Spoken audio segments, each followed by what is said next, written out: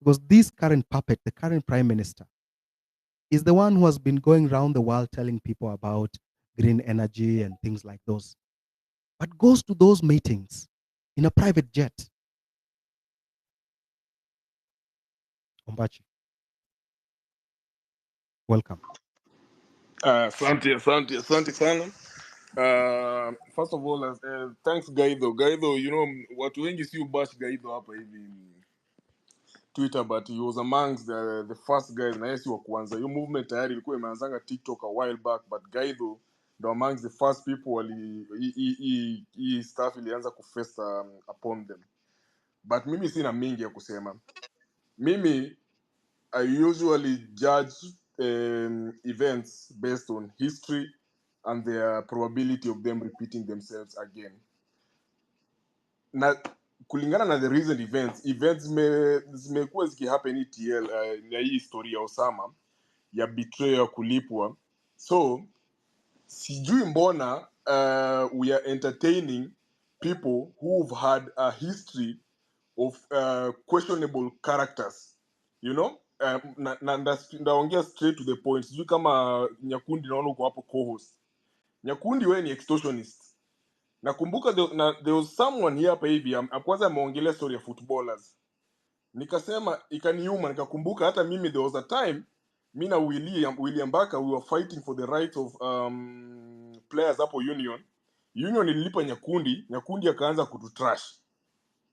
Nyakundi, wewe ni extortionist. Wewe tuna welcome your efforts kwa hii movement. People like you should be welcomed, yes, but you should not be given any self importance. Wewe fanya kazi yako kwa sababu umeamua kufanya kazi yako, because you're fighting because of what you believe. See ati ni agenda, it's just facts. Maybe you mean well, but at this point you can't take chances. We already know from history what has happened na Osama. Hii kitu ili deflate movement.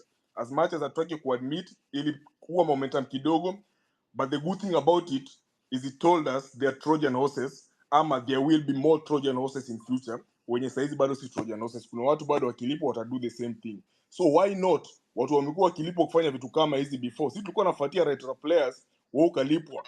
Ukaanza hiyo time hata hatuko Twitter. Tunaingia Twitter hivi, unaingia mtu anafungulia Twitter na kuambia Nyakundi anasema hii nini. Hiyo tunajua tu ni union ilikulipa. Na after stories zilisha down, God ili change union, watu the same walikulipa na walituambia. So when sell out. Hata hii cost sijui umepatiwa cost ya nini hapa hivi. This is what is wrong with our society. Tunajifanya tunafaitia what is right, but the same people who are fighting for what is purported to be right are not right. Nyakundi, wewe na Alai kaeni kando. Nyinyi mko group moja. Kama mnapigana for what is right because it's right, it's good, we welcome you. But we won't waste our time and resources watching you guys while you're on our safe side. Heri tujue nyinyi ni wabaya, hata kama mnafanyia kitu mzuri. Tukipatana huko mbele, tukisha achieve goals zetu, tutakaa chini to celebrate pamoja. Lakini as for now, the movement tuache kupatia people who've had a history of being turncoats and audience. Tafadhali, mimi hata sina ati advice mingi. Mimi sasa ni kuambiana tu ukweli hapa hivi. Moving forward, kama mtu amekuwa na issue integrity, na integrity ndo one of the things, corruption ndo ati tuko kwa street watu wanakufa tunaandamana. Wewe kazi yako ni kupatiwa pesa na politicians, unakanyagia stories zenye zingetusaidia mpaka hatungefika penye tuko hapa hivi. Alafu uko hapo unataka kujifanya tunafaitia watu. Sikuchukii by the way, mimi hata grudge, mimi siyekangi grudge. Mimi ni mtu ucheka tu na inaisha, cause najua ndakupata hapa mbele na nimekupata leo. So stop the pretense, hata jitoa tu co-host, wewe usikize kama watu wengine, enda maandamano kule tiagas kama raia ya kawaida, acha kujifanya leader. You are not a leader, you are a sellout. Mr. Ombachi, it's very simsema ni ukweli, tunataka kuambiana. forum into this is a public forum, but It's a public forum. Sijamaliza kuongea basi. If you want to make personal attacks, we can. It's not personal attack, it's history, it's facts. Unaweza dig kwa tweet zake uzipate. Mimi sijui. But if you want to talk about, I think everyone here who has been on this platform over the years they know that my history on this platform and any other platforms Kwani can nani anaongea huu ni America? Unajua America sijai kuwa co-host hata watu na mwache kunitumia DM siju kuwapatia watu mic. everyone knows my history on this platform. No, I'm listening. I'm listening. Mimi siongei. I'm just listening. It is a citizen assembly. Whatever Ni I don't know Nyakundi how you want unaongea to hivi. sort it. Kumbe sauti yako inakuanga hivi. Jana for sijai kusikia kwa space. Nimekuona tu kwa space nikasema hapana. the Hawa ndo watu definition, wanatumislead. Hawa ndo the new Osamas. Yes. Mr. You're a very It happen before, it will happen again. you're Na mimi nimewaambia. All right. All right. athlete. I'm listening. I'm listening. Go on, Nombachi. You need to finalize. Oh yeah, sikuwa na mingi, nilikuwa nawaambia we should watch the thing, and the easiest way ni vile tulisema hii kitu ni leaderless. Tuache kujipatia self importance ati we are hosting a space with Amerix nini. Lakini the most valuable point nimesema, let us have people on our side. Let us judge them the way we want to judge the politicians that we are saying we want to kick them out. The way we are judging Sudi, the way we are judging Murkomen, the way we are judging anyone, other the way guys people have already judged Sifuna today based on a history that's 30 minutes old. Kama ni hivyo, democracy cuts both ways. Tukue honest with each other. Me, I'm a truthful, honest man. Tukue honest with each other. Me, I'm not a good person or the best person or whatever. But the thing is, I know I'm honest. Chenye itakuja kwa mdomo nitasema, akili kiprocess. Kama ilikuwa mbaya ndakuambia pole baadaye, na tutaelewana, maisha itaendelea. So those are facts. Mi chenye nasema, Nyakundi, we ni sellout, unatuenjoy. Wewe ukilipwa saizi, wewe utatugeuka. Mwache kudanganya. Ni kama Alai ujue kuna space. Sijui kama kuna mtu hapa alikuwa kwa hiyo space. Nilianza kuongea hivi, nikaanza kuongea nikaanza sasa kuchachisha watu, wakaanza kuchachisha. Kumbe jamaa alininyongea space, nimechangamka, nimeongelesha mosquito 30 minutes. Ndo nashangaa. Na hii hata nikiangalia TL hata sioni nini inaendelea hapa hivi. Kumbe jamaa alishaninyongea. Alafu kesho yake ndo unakuja kuona jamaa na tweet vitu zingine hot and cold. Ndo nikaangalia hivi nikasema huyu jamaa ni sellout. Hata nikaanza kujiuliza nini mbaya. Mpaka watu hata I don't agree with them. Mtu kama Asamo. Ndo nikauliza Asamo, bana, huyu jamaa wenu kwani anakuangaje hivi? Because mimi mimi sikuwa najua history yake. Nyakundi mimi nilijua kwa sababu yeye alilipwa atanishi jina yetu. Kuna hizi hata ukiingia kwa tweet zake utapata kama haja delete. So mimi sina mengi ya kusema, ni kupoint out makosa. Mimi mimi niko kama mtu mwingine kwa hii movement.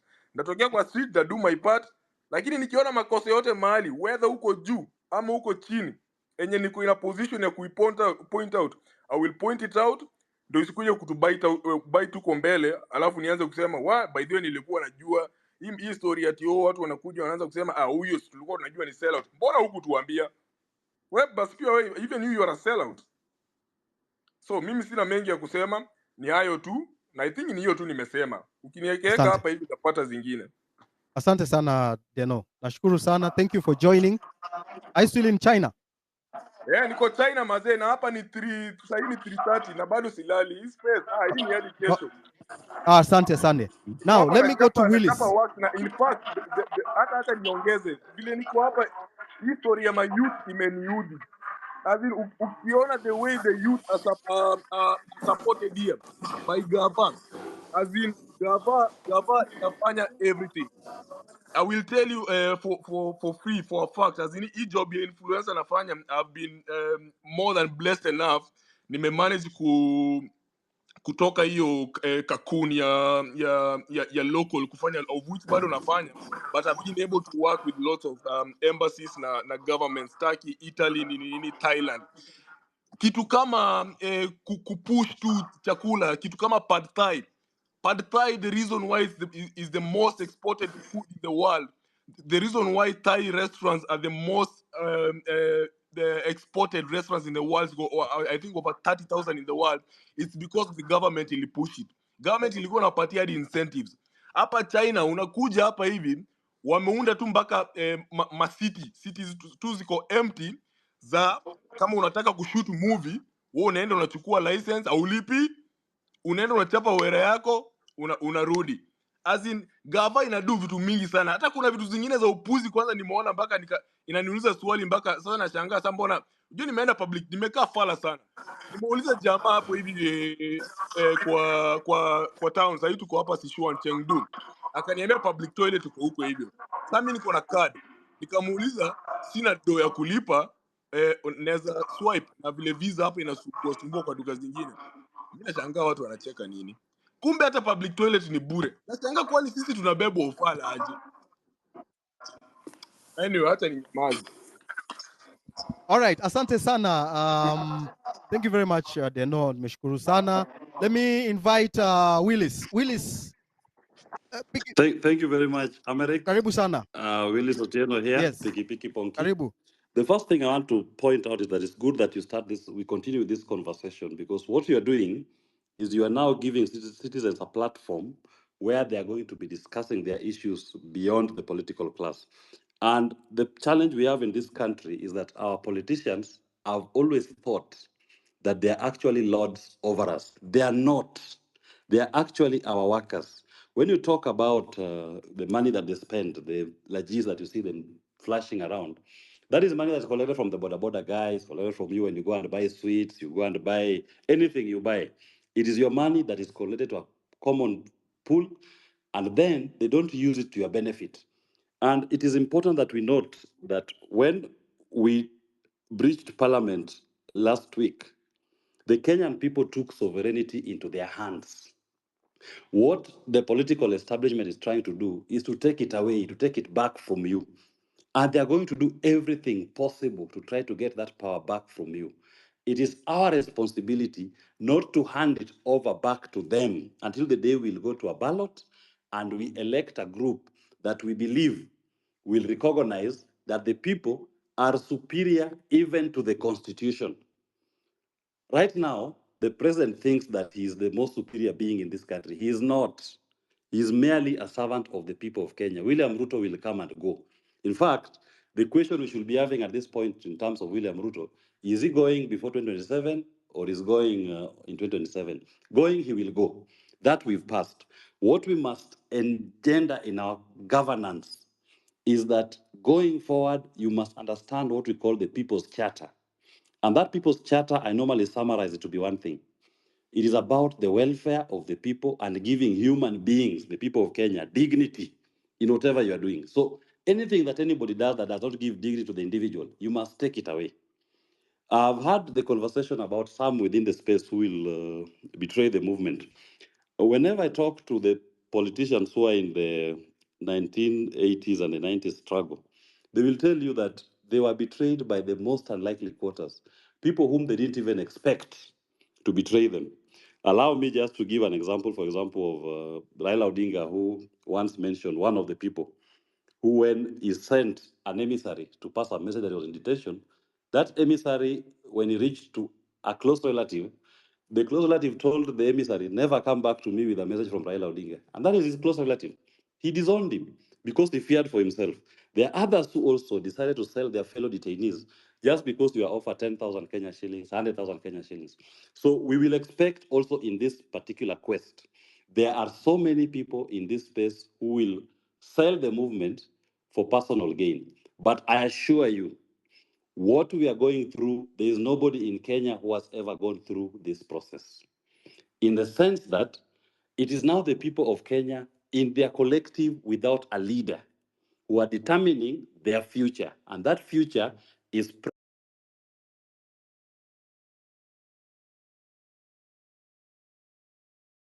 premised on going forward. Our government goes, I'm not cursing you, but I am promising you, you shall fail.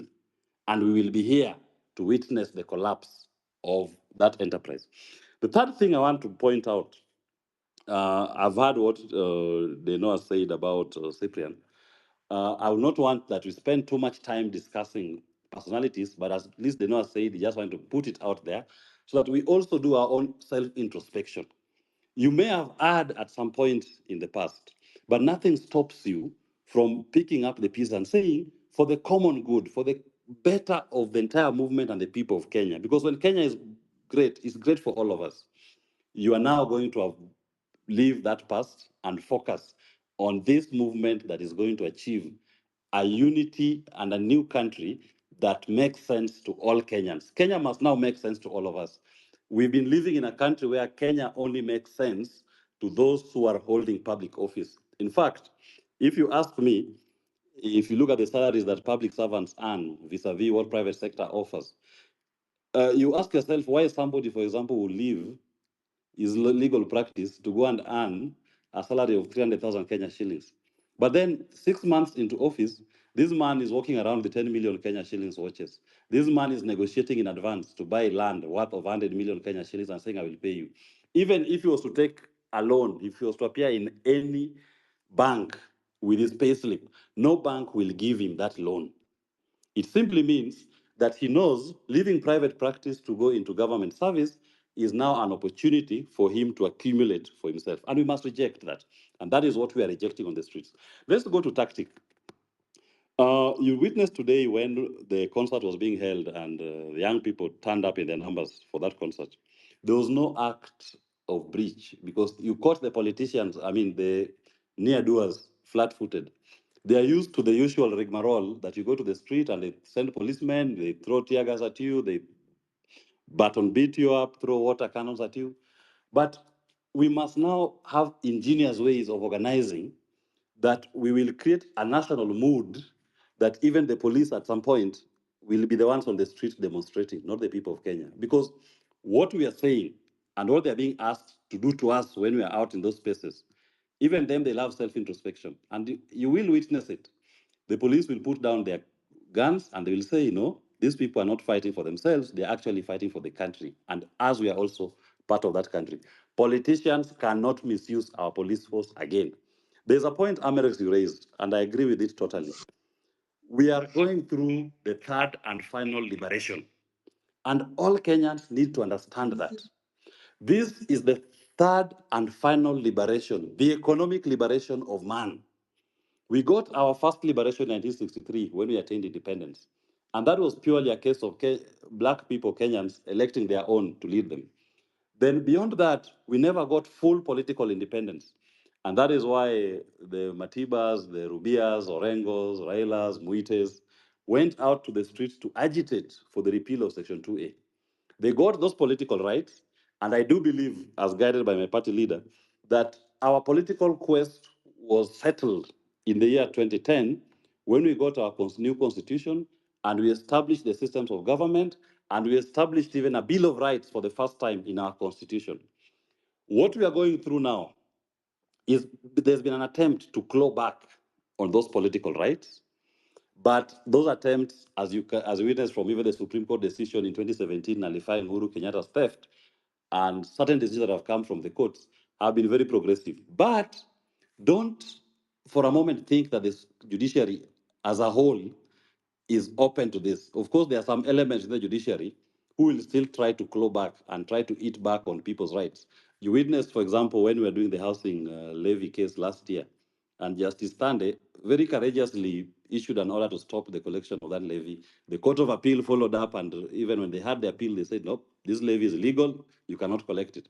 But William Ruto and his people proceeded to collect the housing levy using what they were calling the Affordable Housing Act. Now, remember this. At the time when the levy was introduced in Parliament through the finance bill, there was no, and the court stopped it. They had collected money almost 6 months into the financial year. They retained that money. They should be returning that money to all Kenyans who paid it, so that even if their new act were to pass, the collections should be in the coming financial year, not backwards. And look at what they did to Justice Tande. Within 2 weeks of a decision, she was transferred to Malindi to become the judge there, removed from the Constitutional Division here in Nairobi.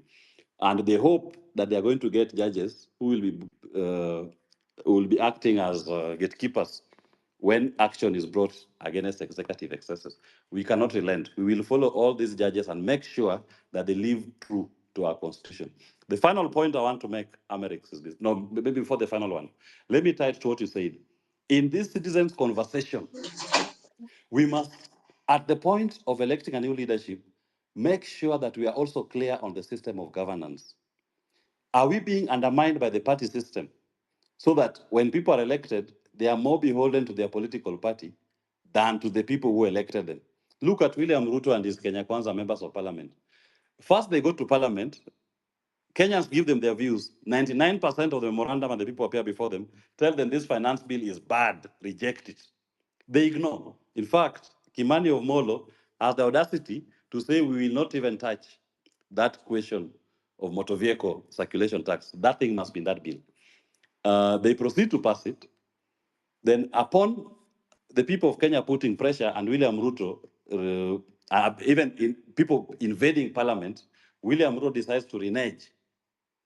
Then he calls those members of parliament, and you see all of them clapping behind him, gleefully happy, and saying that that's a good decision he has made to reject. Why did we have to lose more than 39 Kenyans to get to that space? Anybody who is occupying a position of leadership, a position in trust, to whom at least 39 Kenyans must die before his wrong can be corrected, does not deserve to sit in any public office in this country. Those members of parliament are cast, and I cast them. And I say this, Kenyans must continue denying them audience in whatever space they appear, because they are no longer representing the collective will of the people who voted them. And I want to urge us, sometimes I see some of our compatriots attacking those who voted for Kenya Kwanza or those who voted for some of these MPs.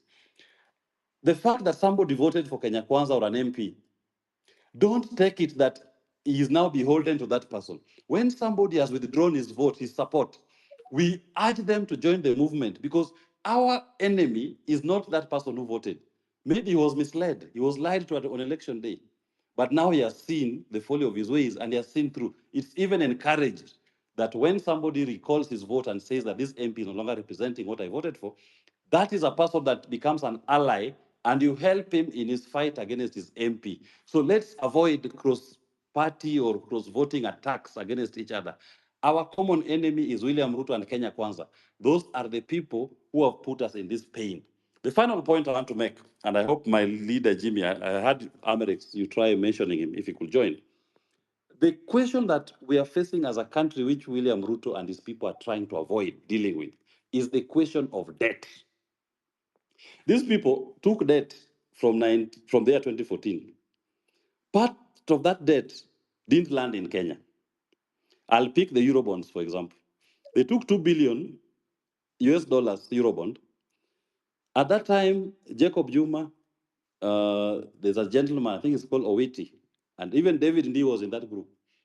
ODM convened them, and they went through to trace the movement of that money. And right at that point, even threatened to lead Kenyans to storm Treasury building, to release where the money went. Upon that threat, Treasury released the first proof of payment. They released the RTGS form, which showed 1 billion Kenya US dollars was used to settle part of a loan that would be taken by Kibaki, and part of that money was paid into a CBK account. Correct, accounted for. The second part, 1 billion US dollars, at that time is almost 100 billion Kenya shillings. When they demanded for the information to be released, they released a form. It's in the public domain to date. And that form shows money moving from JP Morgan to another bank, and the account to which it is going in Qatar is redacted. You cannot see the name of the person to whom that money is being made. That is 1 billion US dollars in your debt books. In other words, somebody went to America or to the European market and took a Eurobond of 2 billion US dollars in your name. He made you to be responsible for paying that debt. And he did not apply that money to any project in Kenya. He did not procure parliamentary approval for that money. But what the Kenyan people ended up with is a responsibility to pay for that money. We did pay for that money sometimes, I think it was in end of June. And at that time, now when we were paying for it, we refinanced it. We took a fresh one at an interest rate of 10.35%. At the time of taking in 2014, the interest rate was 6%. And there are so many other such loans which are taken in our name. If you go to our PFM Act, it is very clear. You can only borrow money for a project You only borrow money for development. You are seeing Kenyan government every day issuing, every week they issue treasury bonds and bills. They're telling you this bond and bill is going to finance which project. You are just saying 20 billion floated. People take out that loan and they come back to you. When the bank takes these loans, they're using your money, using my money that I have deposited in the bank. Then they go to my government to take a treasury bill or bond that is not pegged on any project. Government takes it to eat it. Once they eat that money, the government comes to me and you and collects an exorbitant interest rate to pay for that loan. Now, interest rate is at 16%. When they take that interest rate of 16%, they do two things. Number one, you are burdened with the high interest rate that you're going to pay from your tax money. And number two, even if you wanted to do your own project as an individual, they know here I wanted to go and expand his food business. He goes to the bank tells him, they know, I will only give you a loan at an interest rate of 22%. Why? Because the bank prefers to lend money to government because government will pay for that money and will come back to the people of Kenya as a sovereign to cushion it. They know it's seen as now a credit risk. In fact, you are not even wanted in that banking space. Now, many Kenyans cannot access capital because of government borrowing illegally in the domestic market, burdening Kenyans with high interest rates and denying them an opportunity to even borrow for their own private ventures. That is why you are not seeing any development. What today, as we speak, what is stimulating development in this country? If government is not doing any project, where's the flow of money? When I'm not putting up, expanding my law firm, or somebody is not expanding his business, where's the flow of money? Because I go to a bank to take a loan to put up a fish farm in Kisumu. That bank will tell me they want an interest rate of 20%, 25%. Why? Because government is borrowing at 16%, 17%. They rather lend to government. Now, I cannot access that credit. The government money that was borrowed was used to Fuliza, to eat, was not used to build a road, to build a bridge, to build a dam. It was all eaten. So we must be very careful as a country and decide, number one, any money that has been borrowed in our names that was not done in a way that conforms with our laws, that money, we have no responsibility to pay for it. It is an odious debt. If we go that route, and I do remember when I was in Mozambique, when President Nyusi had just been elected, there was something that had been taken, similar to our Eurobond. It was called tuna bond. Again, 2 billion US dollars that was taken in the name of the people of Mozambique. The money never came into Mozambique. They were only told to pay for it. So some public-spirited members of the public, civil society groups, went to court and they sued the Attorney General and their parliament. Their parliament was saying that tuna bond is legal. We must pay for it. The AG was saying that tuna bond must be paid for. But the people of Mozambique were saying no. Where was parliamentary approval for tuna bond to be taken? Bring it to court. None existed. The court in Mozambique said that loan is illegal, it is odious, and the people of Mozambique will not have to pay for it. Do you know what happened? Credit Suisse collapsed. They had to pay that money. So even us, we must look into our debt books and say, anybody who took money in our name without following our laws, you took money that didn't apply to any project. It is not the responsibility of the people of Kenya to pay for that loan.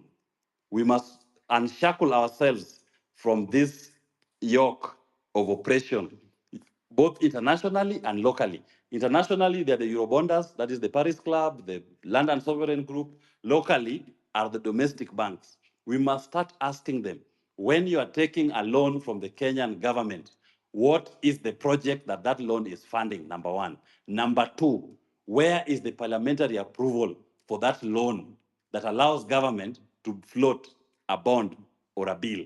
You saw William Ruto last week on TV when he was saying, because you rejected finance bill, I will now borrow 1 trillion Kenya shillings. I mean, how can someone casually commit the people of Kenya to take a loan of 1 trillion Kenya shillings? He's not even told you what loan, what project does he want to fund.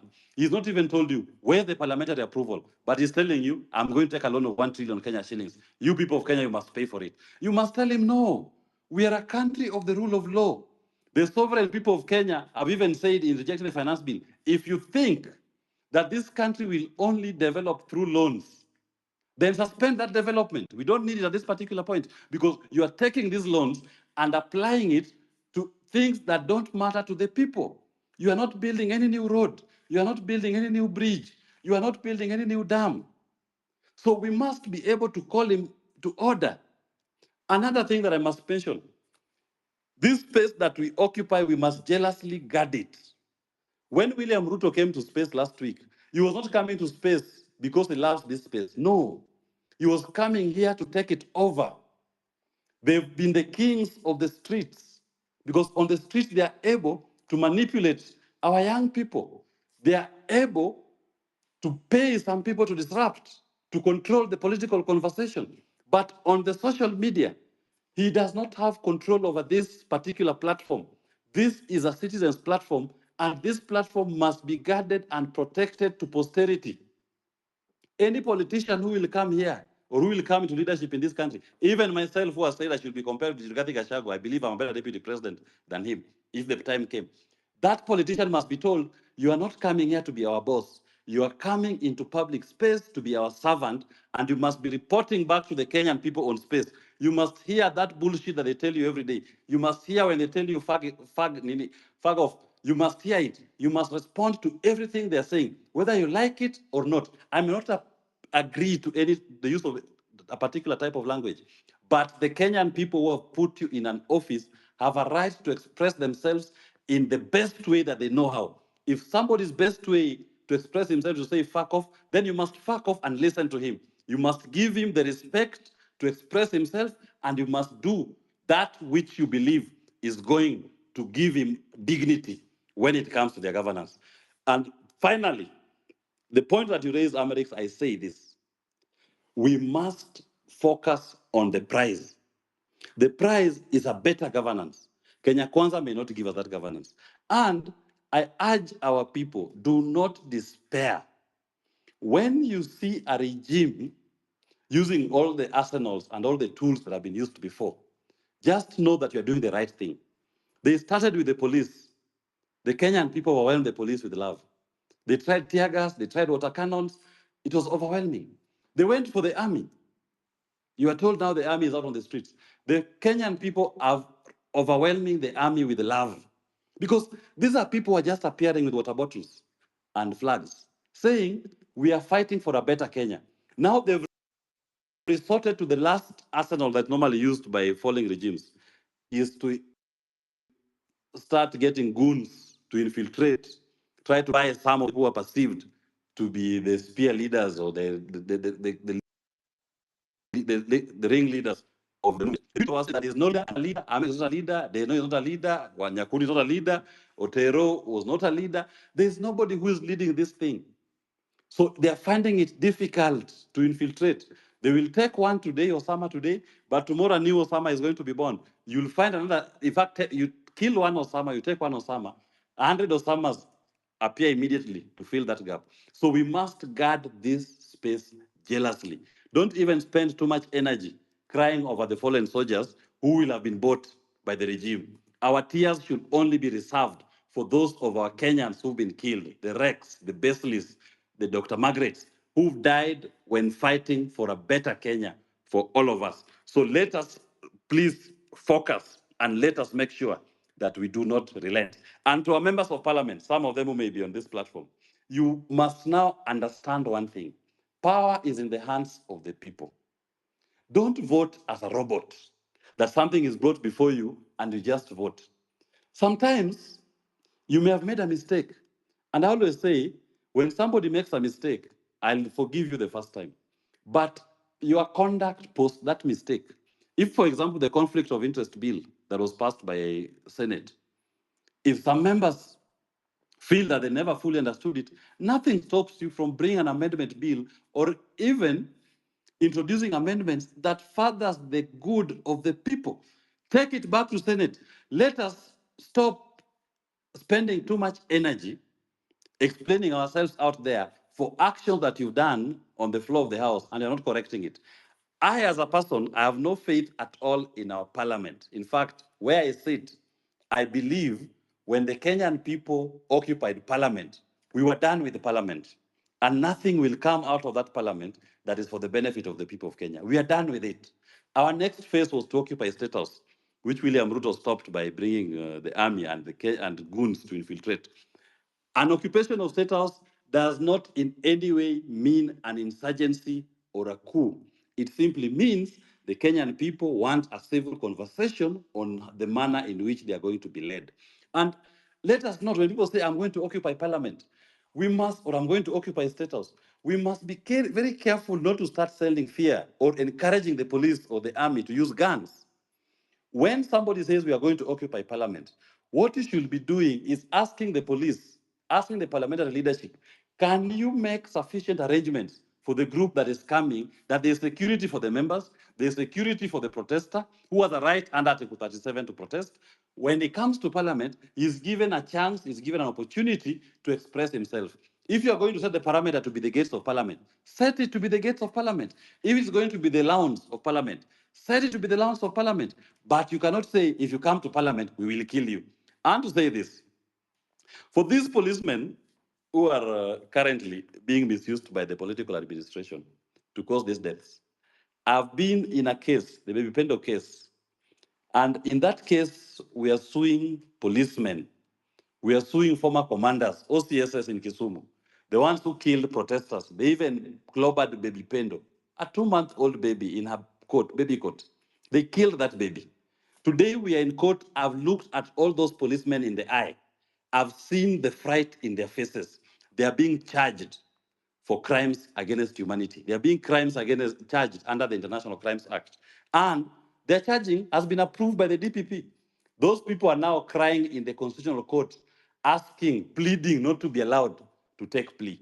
So even to Comey, even to Bungei, when you are deploying police and you're encouraging the killing of Kenyans, please note, when the time comes for you to answer for that, William Ruto, Kimani Ichung'wah, Ndindi Nyoro, or whoever you think is now sending you to do these things or is protecting you will not be there.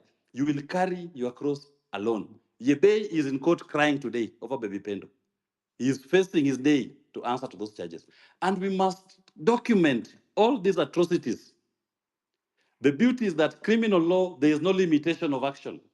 I can sue you today, I can sue you tomorrow, I can even sue you 10 years today, even 30 years today. I can even wait for you to retire before I take you to court, and you will be called to answer to these charges. So anybody who's listening to me, if you come across any police atrocity, any misconduct by a unit sent, just collect the evidence. They may have the gun today, they may have the power today, but tomorrow they will not be holding that office. They will be called to account. And we must use all avenues available. I know there's a team of Kenyans who've even thought of going to the ICC so that the states can open an inquiry into Kenya. Because what we witnessed, this is not police controlling riots or demonstrations. This is a case where somebody has issued an order to the police to go out to civilian population and to exterminate them. When you have men wearing balaclavas and running around in a double cabin pickup, you are, and they're covering their faces, carrying assault weapons. That is a death squad. That is no longer about controlling crowds. That's no longer about providing police. And those are issues that we must take up to either our local courts or even higher courts. And we must push to the end. We cannot at any point, even me, if I fall down and die today, this movement that the people of Kenya have started is bigger than me. It is bigger than William Ruto. It is bigger than Gachagua. It is bigger than anybody who has occupied this political space or anybody who has ever represented the people of Kenya. We must now give the people the right to determine their destiny. And that opportunity is here. Thank you very much, Amerix and the host. Unless there's any question, I'll hand over back the mic. Thank you. All right. Ooh, ooh, ooh, ooh, ooh. Ooh. I have learned a lot. Thank you very much, Wakili, for that. I want to bring in, Salasia, we don't allow politicians to speak here because politicians have destroyed our country. Politicians have polluted our society. And you have requested me, you said you have something very important you want to say. And I listened to you because you voted no during when the finance bill came to the house of the floor of the parliament. Can you speak, Peter?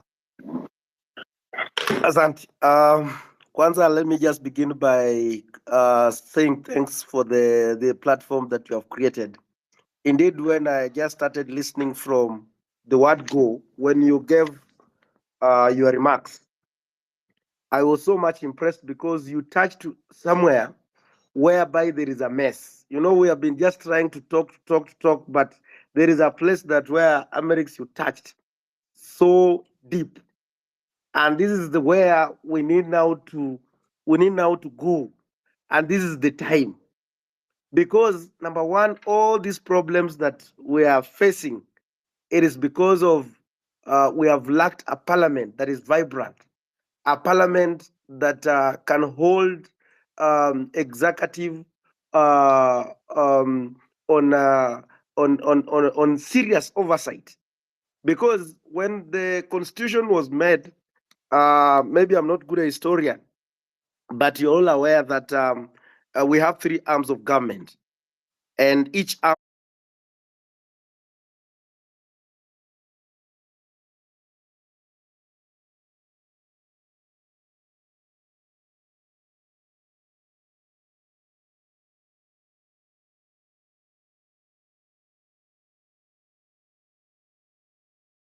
controversial bill that has to go through. You will find like the members you meet with, like you remember last time we had people like Narama. They had made a deliberation position that I'm going to vote no. But the moment these guys they are called in the parliament, in the state house, when they come back from the state house, everything has changed. And that is why there is a point where you say that we need a referendum, a constitutional referendum, whereby we can separate the presidency. We cannot have a parliament that is an extended hand of an executive. Recently, you saw what just happened as a procedure of the House. We never have, we are not used to have, we always have the House business. Tuesday afternoon, then Wednesday from morning to evening, and then Thursday from 2 onwards. But if we want to have a sitting on Thursday morning, there is always a mover, and then we deliberate, and then we agree that the House is going to sit the following day. But it was very unprocedural that even most of us we were not aware that you are going to have a sitting on that particular Thursday morning. But just because somebody has received instruction from the State House that we need to get the issue of the military, that now they have to pass it in the House, whether the opposition are there. So in the morning around 3, around 2, around 8 is when they are sending us message that we need to be in the House, when they have already themselves have been mobilized. There's this issue also they come up with, that the executive can even spend money, some money without the approval of the House that is outside the budget, and just because they receive the instruction from another arm. There is another one that the government can go ahead and borrow money even without there's a figure, without even notifying external borrowing, without notifying even the parliament. So you note that there is a problem, and this problem must be sorted out. There is no independence in the parliament. And that is why I just asked Americs to request me to come in so that I can also explore, because we are there, like with the first time MP. Sometimes you will ask yourself, why are we not even be able to not to speak in the House? There are those, like there's one who say that there are those who they have stayed there, so they call them. That's why he told when I was going that I cannot be monolized here. I cannot be more or less whatever, and then I come here again, because there are those who call themselves veterans. So you have a burning issue, but to get a point to speak, and then it becomes another hell. And then there is this what you call the patronage of the parties, like parties, and that is where now we have to converse. That is where we have to speak about. Why is it that these members of parliament, like the opposition, this is not about only the government side, but even on the opposition. Even me, at one point, I was removed on from a departmental committee just because of, I don't know, even I don't understand. And you ask myself, why did you? But it's because of some politics that was just happening. And then you also realize that even those who are in the Kenya Kwanza, they'll be told that you have to follow this direction. If not, you're going to be removed from the committees. So that is where we need also to have a conversation. Who gives the powers to nominate members into specific committees? And I want to also thank the LSK. And I was so much worried. I remember even I told I was worried if Faith Adhiambo will accept Odhiambo will accept the welcome to full Kenyans that they are trying to look at an inquiry commission to look at the issue to do with the debt position of this country. And I want to tell you that there is a report that was done, and this report was done by there is a committee that is there, is a select committee called the Public Debt Committee, that is mandated to look at the debts of a country. So when I heard about the president talking about that, he's forming an inquiry commission, when I've never heard about. Yes. Go on. Yes. When I heard about him saying that he has formed an inquiry commission to go and look at this, that when we already have a report that implicated that the Eurobond money never came into this country, and people were paid, by the way, were paid. And so, again, what is really, that's why for those who have heard me speaking even on public rallies in public, I ask myself a question. I'm not a good historian, but in 2013, I wasn't so much into politics. I was still in school, and I used to hear people like Thuge, where the Kamau Thuge were the PS of the finance by that time, very powerful PS. We had people like Narotich were there, Henry Rotich were the CS of finance. We had people like Njuguna Ndungu, who was the central governor of the central bank. And so the same people, when the money from the Eurobond got lost, are the same people that have been rewarded these jobs as the economic advisors. They are the same people that now they are holding bigger positions in terms of holding the finances of this country. You ask yourself, there is what you call the Auditor General, and we also have the board of that governs the central bank of Kenya. Ask yourself, who is auditing the central bank? And that is being run by few people. But now the auditor cannot even audit the central bank, and yet that is the work. So those are the things that I think as the highlights of this, because this nation lies in your hands. And I'm happy that you have studied the dynamics of the politics of this country. That if we come and raise one person, say that this is our leader, then this person is going to suffer, will be under intimidation, will be bribing, will be all sorts of manner of, so that to make sure that the movement dies at a go. So when you, and that is why I want all of you to remain with that slogan. And I'm happy that most of the members, you are mark timing each member. And I'm happy even Boniface Menguwen was trying to do, you are able to bring him on board and tells him this is the direction that we want.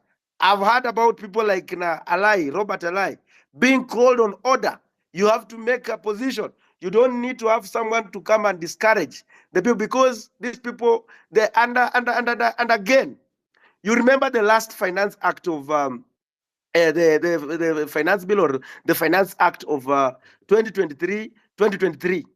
In the house, there is what you call the business house committee. The business house committee is the one that is mandated to give members on the business that are going to come into the house to be discussed. It is so much unfortunate that even it is unpredictable.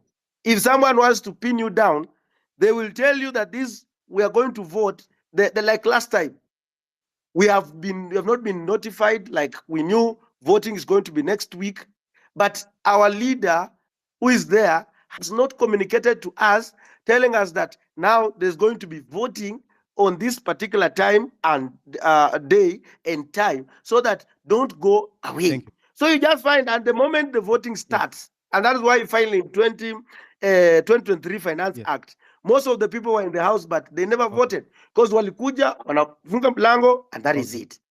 So I just wanted to highlight those Yes. issues so that at least it can also give you direction as you. But this is the time for you to call upon the referendum and fix some of the things that you are seeing. Because look at the last thing that I just want to Yes. tell you, and I'm happy that this is the Yes. thing. I'm in the Committee of Agriculture. Yes. When I'm in this Committee of Agriculture, we were mandated to have a report, Yes. and we worked in all the cereals Yes. board in this country, trying to look at the facts that whether there was on the issues of the fertilizer. And indeed, the report that we came up with, that there was a mess. The soil that was being sold to the Kenyans, the issue of the scandal of fertilizer. Okay. So when we brought this report on the parliament, they just put it that side. No one used Thank you. it. And then these people are Thank working you. scot Thank free. you. Thank you. So thank you so much for bringing on Yeah. board Thank you. Asante Thank you. Sana. Thank you very much. But I want to put it to you that the entire nation is so disappointed with the House. The entire nation is so angry with the parliament. And the only thing the nation wants right now is that that parliament should be recalled, the whole of it. That parliament is a mess. Because from what you've told us, it's like parliament is now like business. It's like a market. You know, the person, the one you can buy is the one that will pass those bills. So we want that parliament to go home. It should be dissolved, all of it. We don't want it. And if they continue staying there, these young men will come back for them, and they will now remove them forcefully from those seats. So go and tell your members or your colleagues that we are so disappointed. We do not want anything to do with them. Degwanjiru, habari yako? Yeah. Thank you very much, Eric.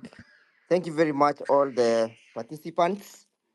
I have keenly followed the debate since we began, and I have heard the encouragement that we are more focused than ever to make sure that we redeem this country, that we reclaim this country, that we rebuild this country.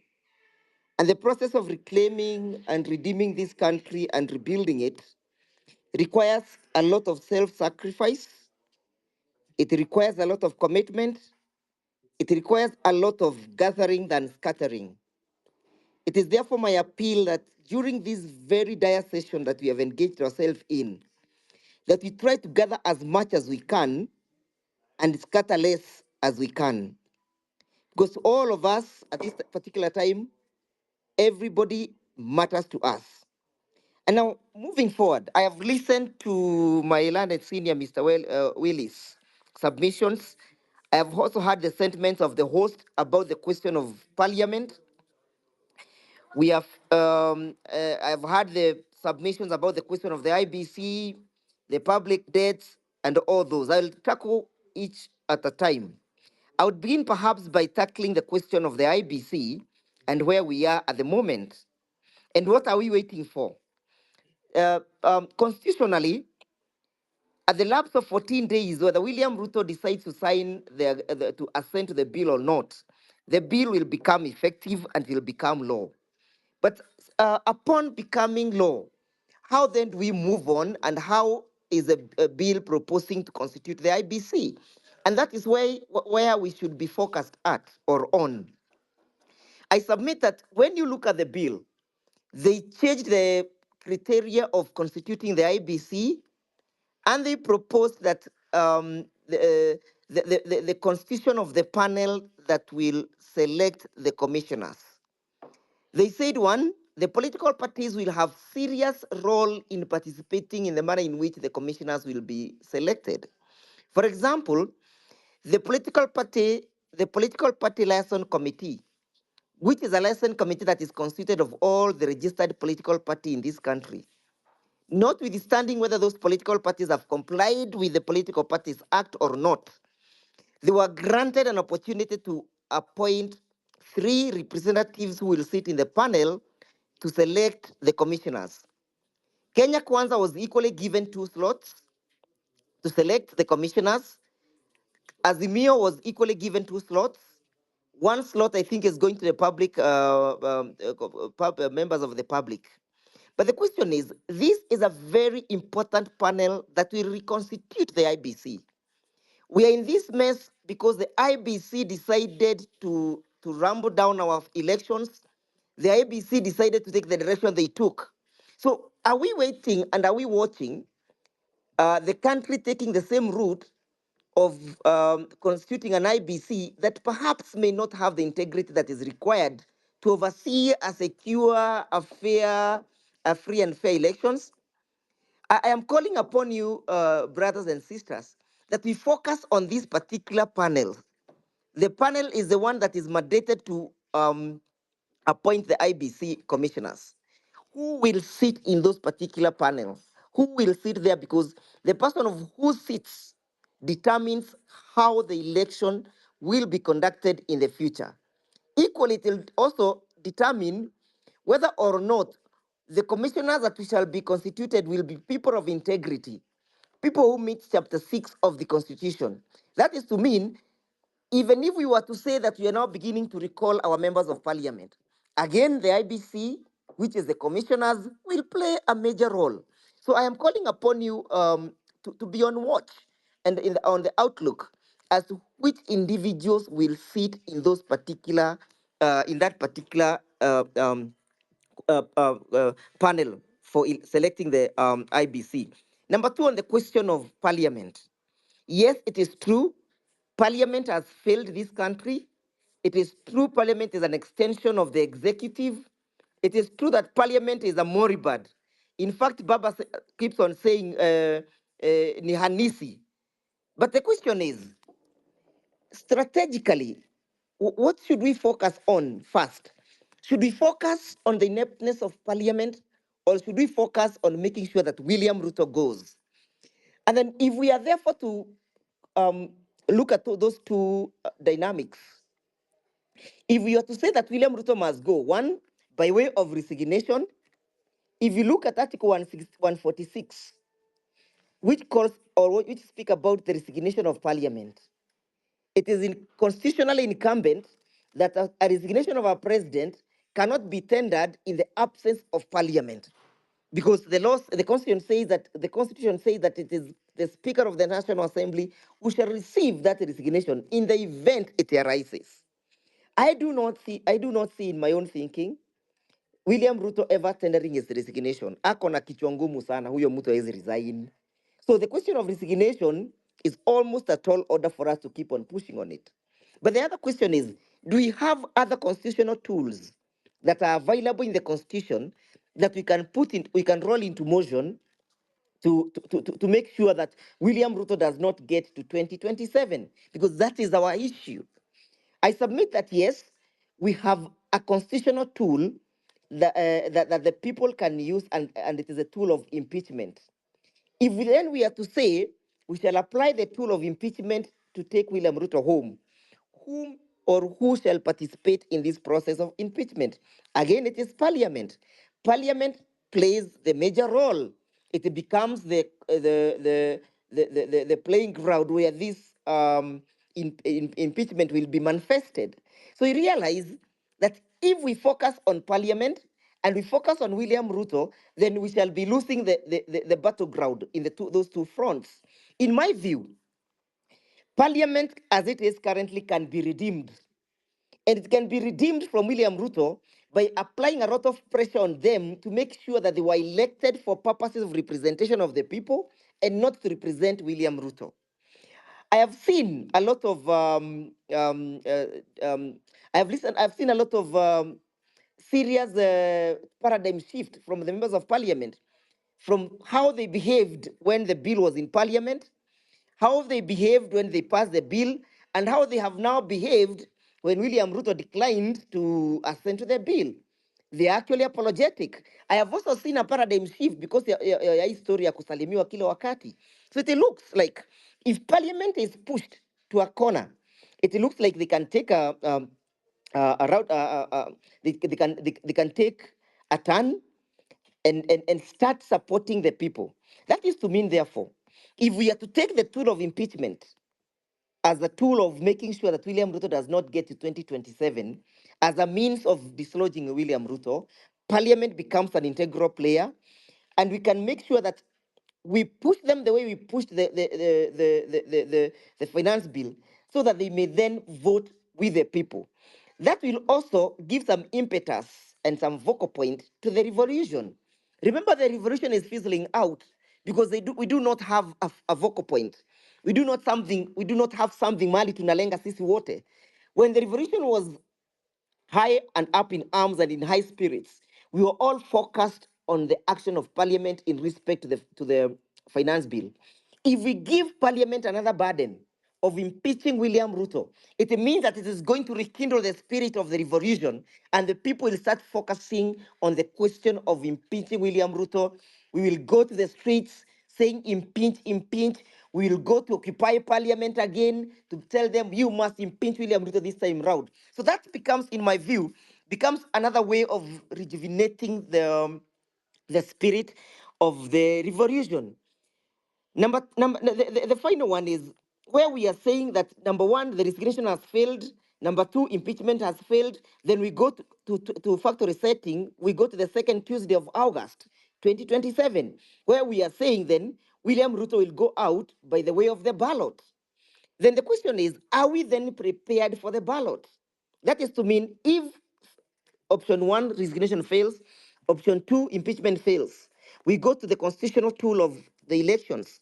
How have we prepared our people for option three? Where option three will be the climatization of the entire revolution and the manifestation of the results of the revolution. In my view, I do not think that we are taking proper actions and proper steps towards preparing ourselves for the 2027 elections. In my view, we need to make sure that people get the most crucial tool of making them ready for 2027, and that is the national identity card. The national identity card is the key to the warehouse that will send William Ruto home.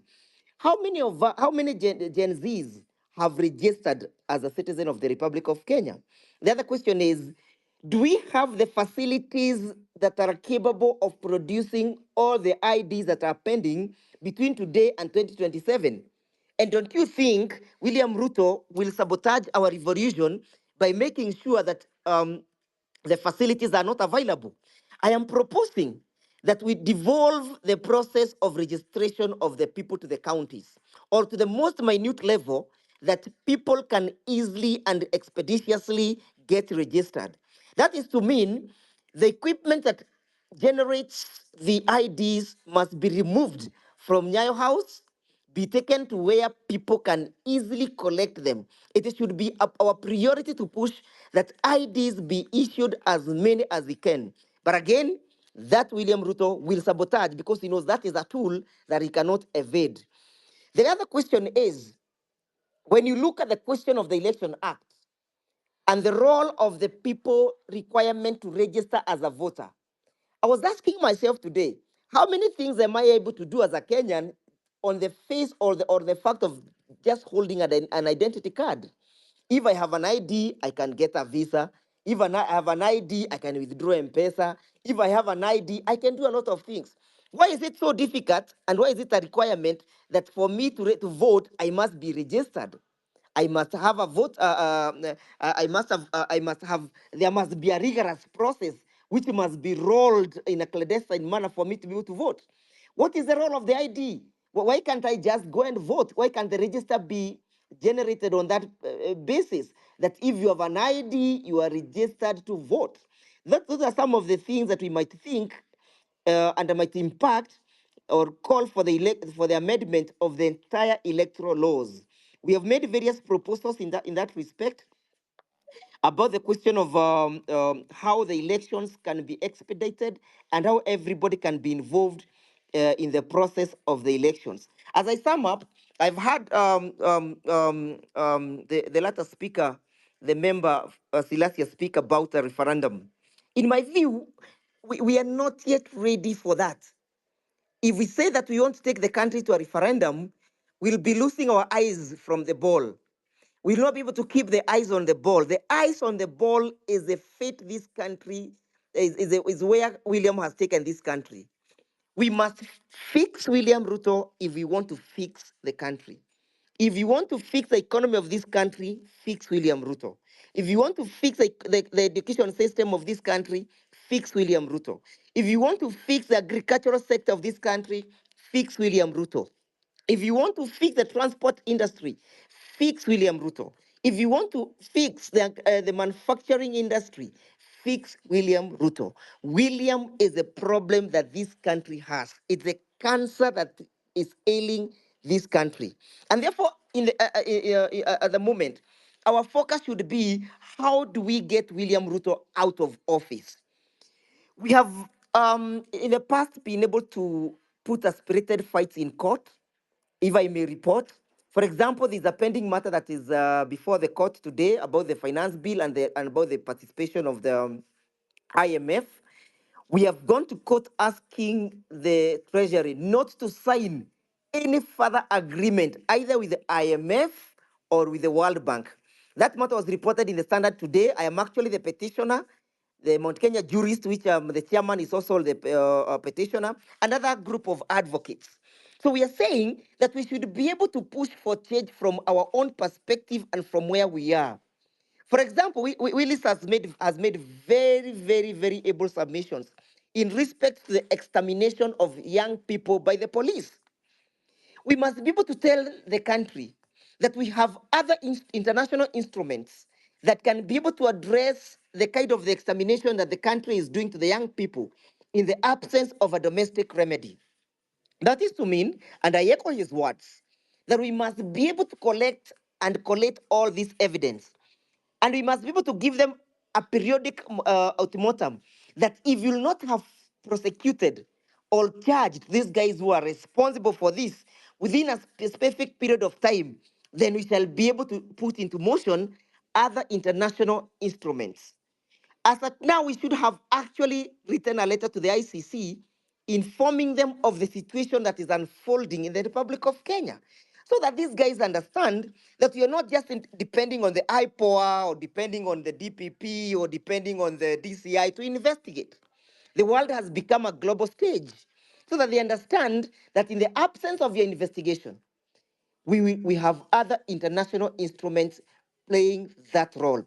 I agree with Willis that when a police officer retires, haidangi nyumbani na hizo bunduki, anaenda kivyake, and we shall go for them where they shall be at the time at the time when these processes shall be unfolding.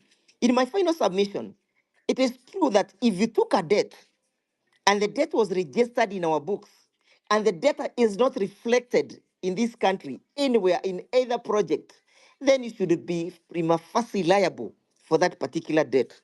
The country should not be made to carry the burden of those individuals who enriched themselves with our public money. The moment you go and take a debt to enrich yourself, you have breached the social contract between myself and yourself. That is to mean the liabilities that accrues therefrom, from that particular debt, are accrues to you as an individual and not to us as a nation. And finally, what is this William is saying? That is appointing a task force to review the debts. What was he paying? Hasn't he told us that he has been paying debts? Kwani amekuwa akilipa nini? Has he been paying things that he does not understand and things that he does not know? So in my view, huyu jamaa anatuchezea. We should keep the fire burning. We need to move on. We need to fix William Ruto, and we need to make sure that he understands the question of the sovereignty of the people. The sovereignty of the people is supreme, and that is why we're able to address you at this particular time freely. The moment we dim this light, the moment we fail to support the movement of the revolution, I think the revolution will fizzle out. The young people will get fatigued, and then they will lose the cause. So we must also begin to call other people who are not directly involved in the revolution to also take part by ghost laws. We need even to have strategies of serious economic sabotage. If we know that unauzanga mayai na hii mayai yako inakujanga hii supermarket fulani, we should be able to have a strategy of economic sabotage. It worked very well in America during the civil rights movements. People boycotted, and the effect was felt. If we know a company that sells particular kama ni soda inauzanga, na wewe umetoka huko America na umepewa debt yako na unasupport huyu jamaa, we should be able to say don't take that soda. Why should we not be able to say, ile siku ingine alikuwa huko nilisikia alipewa sijui mapesa zingine za kampani zingine hapo, sitaki kuzitaja saa hizi mimi, lakini hizo kampuni tunazijua. It means they are supporting him. Why should we continue supporting their products to support a tyranny or support a dictator who is sabotaging our economy? So those strategies of economic sabotage should be applied so that they also feel the pain and so that we may share this pain equally. I'm so humbled for the time granted to me to make my humble submissions. Thank you. Thank you very much, Wakili. Asante sana. That one needs some break. I mean, I've learned a lot of things about your submission. We are a country that is carrying debt that we don't know what it is paying for, who borrowed the debt, and why. Someone asked me the other day that the government is not creating jobs. The government does not create jobs. The government creates an enabling environment for you to create a job. Kazi ya serikali ni kukupatia environment poa ndio ufanye kazi. Serikali ikiandika daktari, haija create kazi ya daktari. Imeandika huyo daktari asaidie serikali ku create enabling environment ya mtu kufanya kazi. So that ukikuwa mgonjwa ukifanya kazi, unaenda kwa hospitali ya serikali unatibiwa ndio urudi ufanye kazi. Ukifanya kazi unakuwa productive, then the government comes and tells you ulienda kwa hospitali yetu, hebu lipa hii tax. Essentially, haufai kulipa pesa kwa hospitali kwa sababu unalipa tax. So kazi ya serikali ni kukupatia the right environment ya wewe kufanya kazi. And when you work, that's when you create a job. For example, kama wewe ni engineer, that is your work. Uko na skill ya engineering. So una create kampuni yako ya kutengeneza bridge. So kwa hiyo kampuni yako utaandika watu, au watu umewapatia job. So your work has created a job. So serikali kazi yake ni ku create environment ndio wewe ufanye nini? Thrive, ukwe productive. So when you are productive, ndio serikali inakuja nasema, jo hapo umekuwa productive, hebu nipatie hata 10%. Lakini tuko na serikali yenye inakuitisha 10% hata kama hujakuwa productive. So serikali kama hiyo tunaita predatory government. It is like a predator, ni kama vampire. Aioni ukifanya kazi, uko nyumbani umekaa. Lakini inakuambia file returns. How do you file returns na unataka kazi? Inakuambia file nil returns. Sasa walikuwa wamefika ile level ya wanataka kuangalia kwa M-Pesa yako. Mimi nimekuja kwa inbox yangu, umesema umelala njaa. Nimekutumia 200 ili ujisupport. Wanaingia kwa M-Pesa yako wanasema ulipata 200. So kwa hiyo 200 tupatie shilingi 20. Usipopeana hiyo shilingi 20 by 30th of June wanakufungulia mashtaka. Ile siku utapata job, unaletewa barua unasema haukulipa tax miaka fulani na tunakuitisha penalty ya 80,000. That is predatory government. And we must stand up against this predatory behavior ya serikali yenye tuko nayo saa hii. We must stand. That's why wakili amesema we keep the fire burning. Na kuna strategies mingi. Kuna watu wata protest, kuna watu huko nje, kuna watu wata raise heat hapa kwa digital platforms, kuna watu wata boycott, kuna watu watakuwa na slow inaitwaje, wata go slow. Kesho madaktari wanaenda MOH. It's part of the revolution. ati mna separate, mnasema hao ni madaktari. Madaktari wanaenda MOH kesho Afya House, inafaa wale wenye watakuwa waende wa support. That is just putting the pressure. Na aim ya madaktari ni moja, ni kupoke holes kwa hiyo cabinet, kwa sababu hiyo cabinet iko na watu filthy.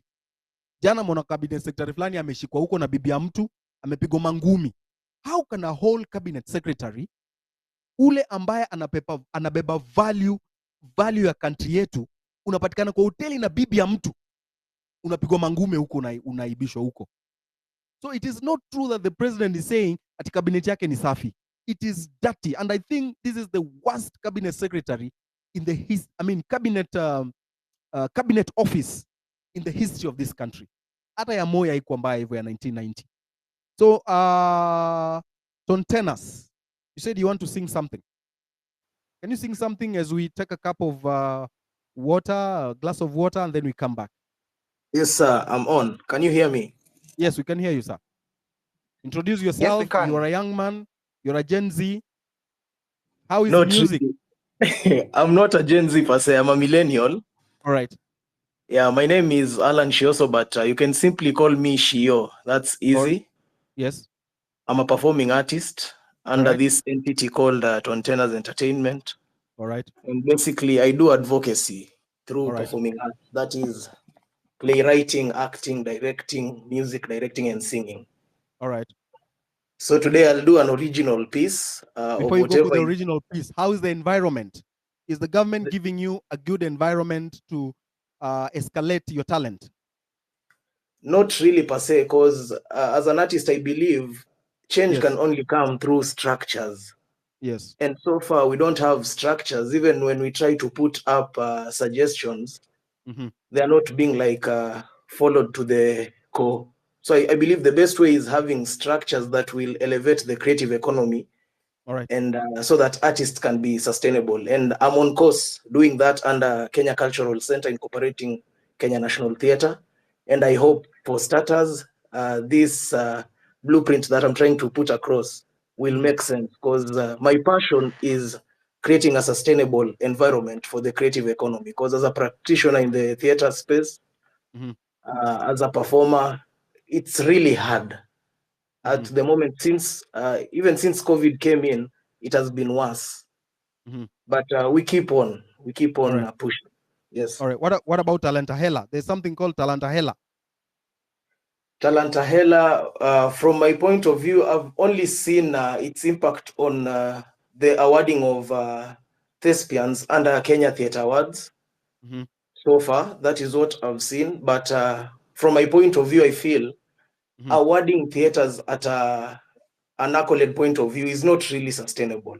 We Alright. need programs under the Kenya Cultural Center, for example, for the thespians, Mhm. that have structure that can be funded and bring artists on board, so that we shape their talents according to art and culture in this country. And in the same way, I believe art and culture is not more of tribe. We can commercialize our ethnicities positively, yeah, All right. and create a unity of purpose.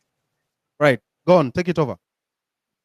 Yeah, so this is a rendition of an original on YouTube called Loudest, basically being vocal on matters social, political, and economic matters. But I'll do the vocal part of it.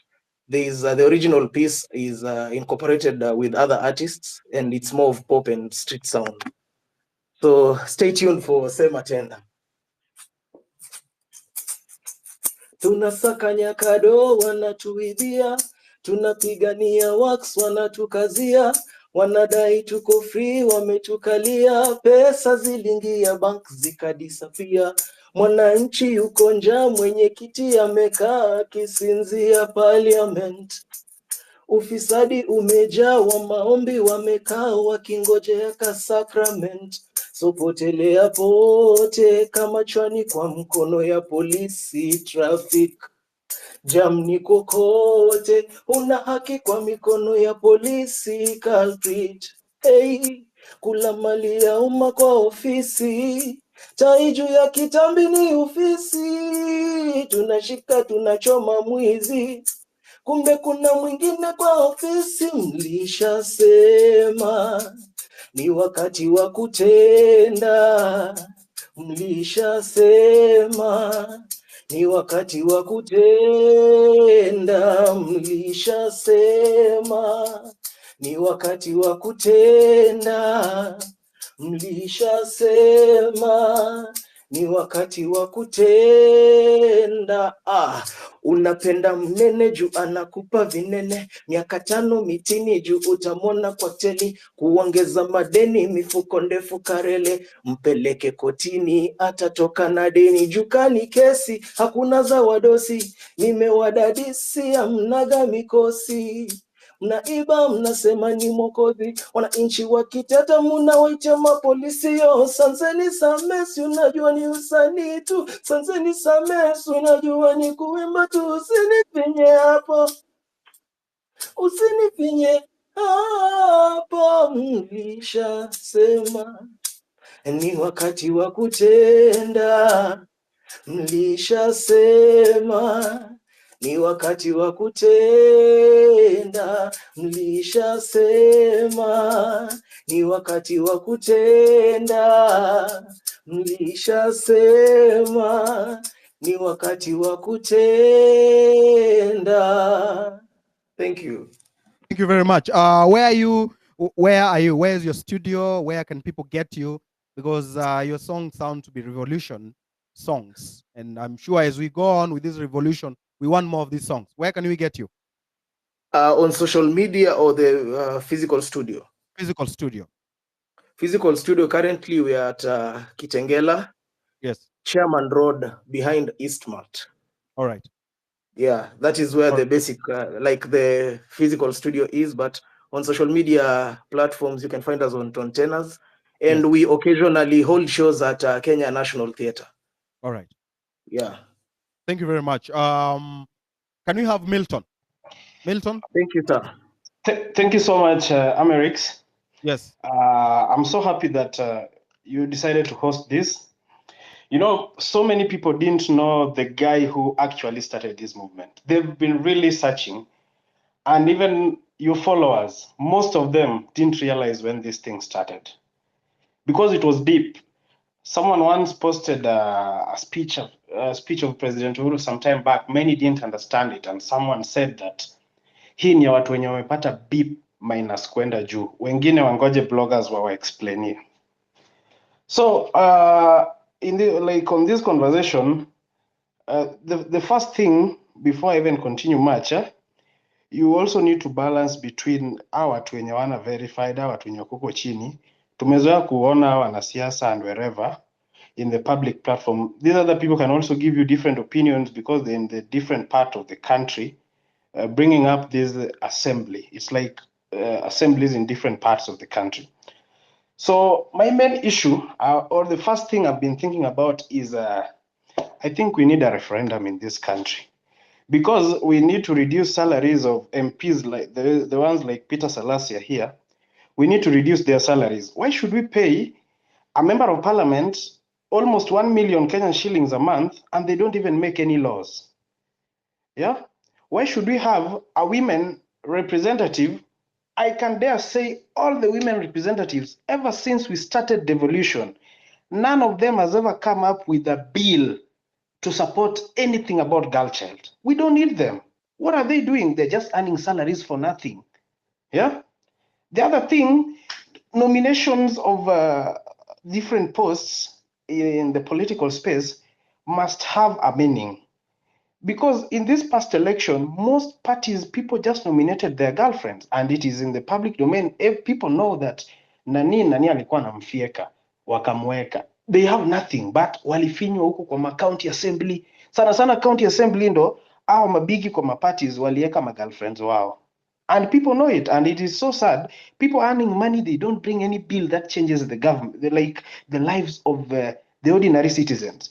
So my first thing is, venye mtu kama Raila alikuwa analeta hiyo referendum ya BBI nini, aleta referendum ya kutoa salaries zao say from those 800 and wherever, or we the people, we can bring a referendum through a representative, we can have signatures and all that. Once the IBC is constituted, we need to have a referendum, because we cannot be paying people all this money and we are not getting anything worth of our money. Ever since, for example, someone like Salasia, I like how he does his things, but the work of a member of parliament is to make laws. The work, then our members of parliament makes people think that their work is to handle the CDF. They are just patrons.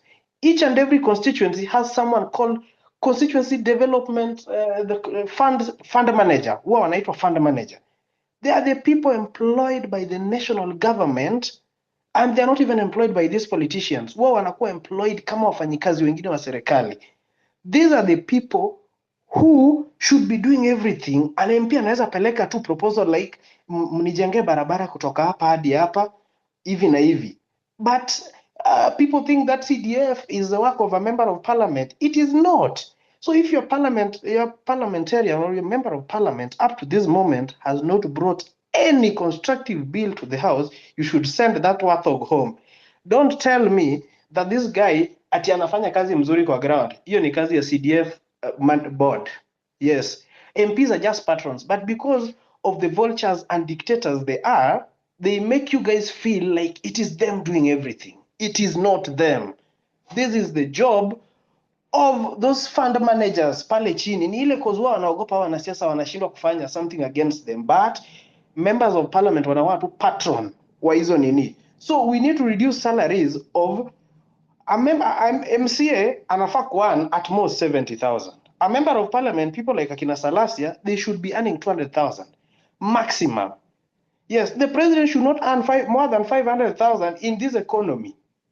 Yani tunaomba pesa, yeye mwenyewe anakuja juzi anasema tunaomba 1 trillion. Tunaomba aje 1 trillion tukulipe mshahara ya sijui hizo millions. Why are we paying them? Why are we paying spouses of these guys? They said that they are not going to allocate funds to these people. How are we going to know that they are not going to allocate funds? Yeah, how are we going to know that they are not allocating funds to those people? Yeah. He said that during his last speech, he said that they are going to reduce advisors by half. Yes. Atatoa list ya majina ya watu wenye anaenda kureduce. Hizi vitu tu ni PR. You get? Huh? Yes. Hizi vitu ni PR. Another thing I wanted to say, I've talked about referendum, I've talked about salaries, and there's something that came into my mind when Ombachi was talking. Yes. I need him to, if he was a good student of the posts, Americ's who are post, he could have known that he's also been working with very bad people. First of all, Safaricom has not been good. See ati hii maandamano ndio wamekuwa wabaya. They've been bad. So he was also working with very bad people. He needs to know that. Secondly, he's working with even Royco. Royco is killing our people. It is the truth. It's just like this Colgate, this Coca-Cola. You get it? Any fluoridated toothpaste inatuumiza. We don't need to work with them. We can find ways of earning in other places. The other thing before I finish, just having 2 points and then I finish, is that most of our MPs, they just get elected to loot. You get it? Wao wanatakanga tu kuloot. And this culture pia huwa sisi tunaileta kama wananchi. Ukiona mbunge wako anapita unataka 500, 200, hiyo pesa atakutolea wapi kama sio kukuibia? Atakuibia. And then akisha kuibia atataka aingie huko, akiingia atarudisha na interest. Ndio maana unaona wanaweka mabibi zao, because bibi alichukua loan kwao, sister yake fulani alichukua loan job, ndio wamfund a campaign. The other thing which many people fear talking about, and I've been seeing it in Kenya for a very long time, is we as a country, we have a national intelligence service. And I tend to feel our governments who wanatumia NIS to manage politics of the country, something that should not be happening. Unasikia, I have the information. In the last government, before William came in, Kimani Chungwa was so fond of attacking NIS. Yeah, he seemed to be having a lot of information. And I'm like, we shouldn't be managing politics with NIS. Let them do their job. Let them protect our country. But they should not be put into this problem of managing our politics. And before I finish, I want to congratulate someone like Cyprian Nyakundi. Cyprian Nyakundi made Safaricom and even like Cheza Games, this company, they'd taken billions from Kenyans. He won a case that Mhm. these guys get back, like refund billions of money. So when people are Okay. saying, oh, this and this, we need also to check on such. And we cannot All right. support same sides all the time. Thank you so Thank you. much. Thank you very And much. All right. all right, thank you. Oh, bless you. Bless you. Bless you. Rosalind Wanjiru. I have not seen women here coming. This is not a masculinity space. This is a citizens assembly. I want to see more women here because I wrote yesterday that any combat, as long as women are giving us the buffer zone, that combat will be successful. I want to see more women here talking. I want to see their animation, their vocals here, and raising the stakes in this revolution combat. Rosalind. Thank you very much for the opportunity. I honestly didn't think that I'd get the mic this fast, but thank you so much. Thank you to everyone who's tuned in tonight. I think the breadth and the depth of the thought that we have is quite robust for us to think through going forward. And we have valid points even as we think about taking this revolution even beyond the streets, right? So I'm going to make my How much time do I have? I think I'll try to keep it to 3 minutes. Yeah, 3 minutes will be fine. We'll be giving you 3 minutes. 3 minutes, then Kimuzi, 3 minutes, Bravin, 3 minutes. I've seen Mora here, 3 minutes. Right, go on. Okay, great. We've focused heavily on the aspect of governance, and earlier on, as I was thinking about the aspect of money, I came across a statistic that we had an undersubscription to the bonds. It was coming to about 2%. And that is one of the ways in which Kenyans have indicated a certain level of confidence declining in the government's long-term commitment, right? So this shows that we need to vote with our money. And what do I mean with this? If the Kenya shilling is losing value, how can we collectively keep um, highlighting the things that we care about? I followed a lot of the discussions that you hold on the masculinity Saturday to do with health. And if people spend on things that devalue their health, it shows that we are not valuing our health. If we spend on things that are not forwarding our collective strength intellectually, mentally, professionally, it shows that we're not valuing ourselves. So it comes back to the money. We need to ask the questions about the money, where it's going, where it's being spent, how it's being spent, and how we can vote with our money. We've seen the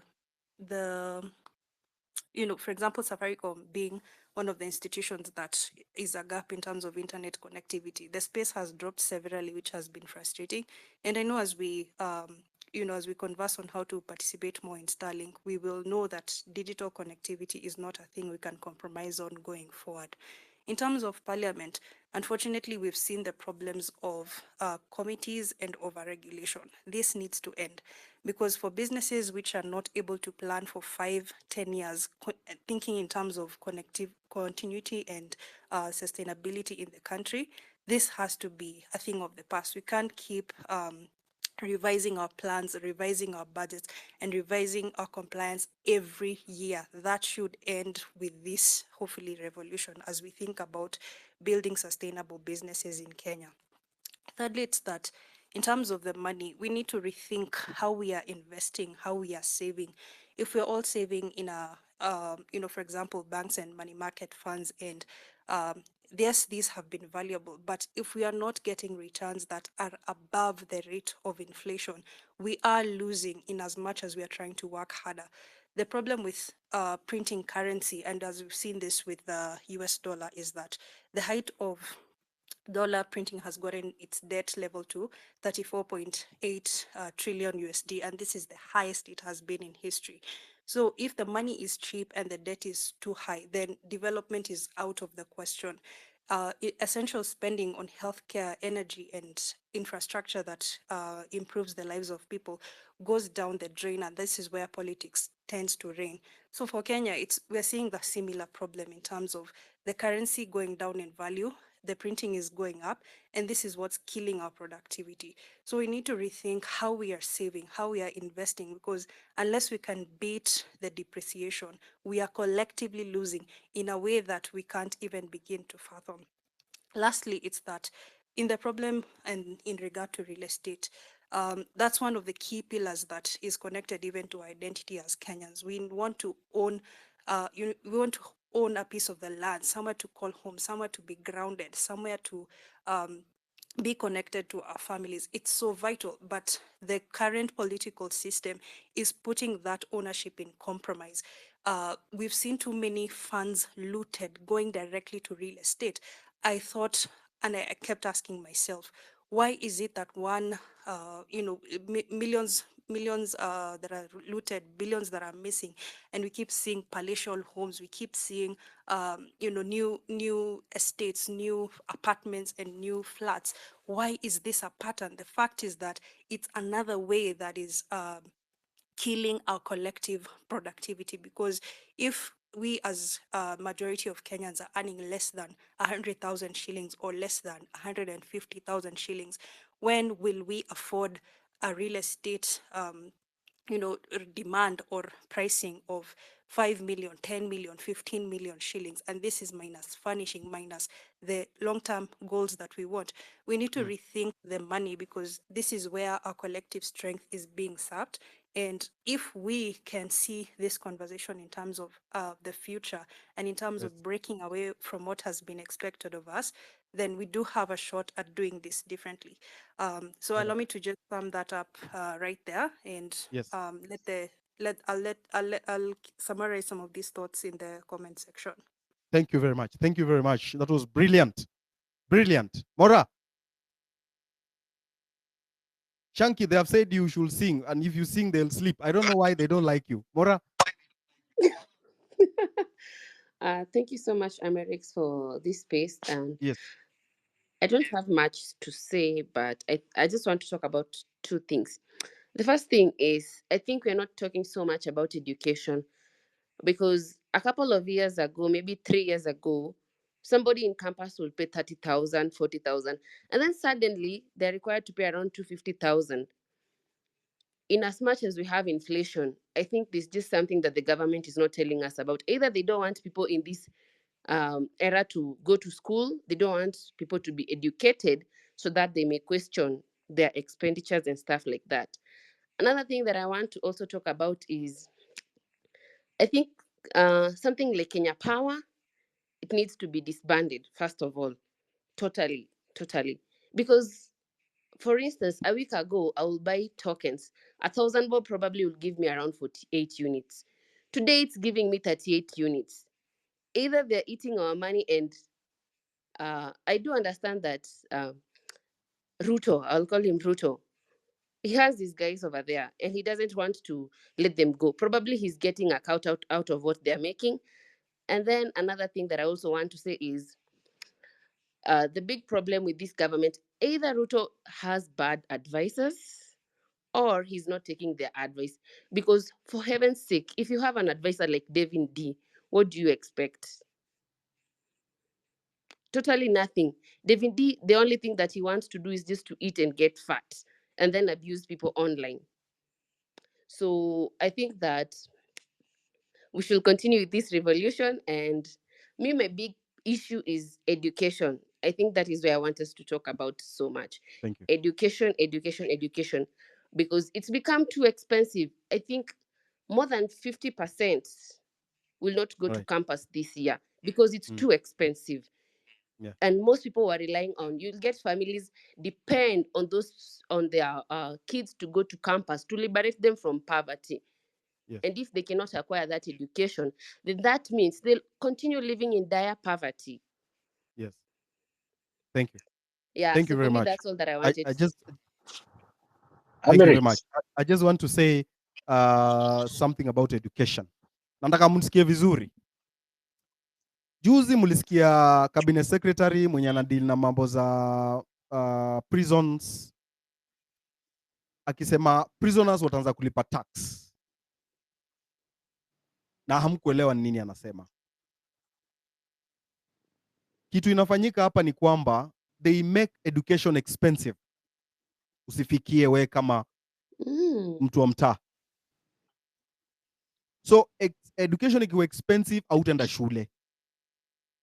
Kama utaenda shule hautapata opportunity ya kupata job na nini na vitu kama hizo, so utajipata at a disadvantage position. So utashikwa, labda umepatikana unaloita unatafuta kazi, ama unapatikana umefanya crime, because lazima uishi. Utashikwa, upelekwe prison, uambiwe sasa juu wewe umeshikwa utalipa tax. Prisoners walipa tax, na hiyo tax mnajua inatoka wapi? Hiyo tax ni wewe unaenda kufanya kazi kwa kampuni za wazungu zenye zimeandikwa kazi Kenya, kujenga manyumba, kujenga mabarabara na kujenga nini. Ukishatoka prison unaambiwa ile pesa yenye ungelipwa, ingine tulipa tax na ingine tulijenga hizo manyumba na vitu kaa hizo. That is what they are planning. Hiyo ndio ile book ya the capitalists. That's what they do, to keep young men in prison so that they can get cheap labor. Na kama hamsimami kusema education ikuwe accessible, hata katiba inasema education must be accessible to each and everyone, every citizen. Why are they making education so expensive to all of us? Education inafaa ikuwe kitu ya kila mtu. Saizi CBC is very expensive. Mtoto anaenda shuleni na vitabu 10. Mtoto wa class 2 anaendanga grade 2 ama grade whatever, amebeba vitabu, anakuja anafanya assignment nyumbani usiku, analala saa 4. Mtoto wa miaka 9. And that education is expensive. And the people we took to parliament to talk about this are not talking about it. Juzi kumekuwa na kesi kotini ya CBC. Task force iliundwa hapa ya CBC, hatukusikia ilisema nini.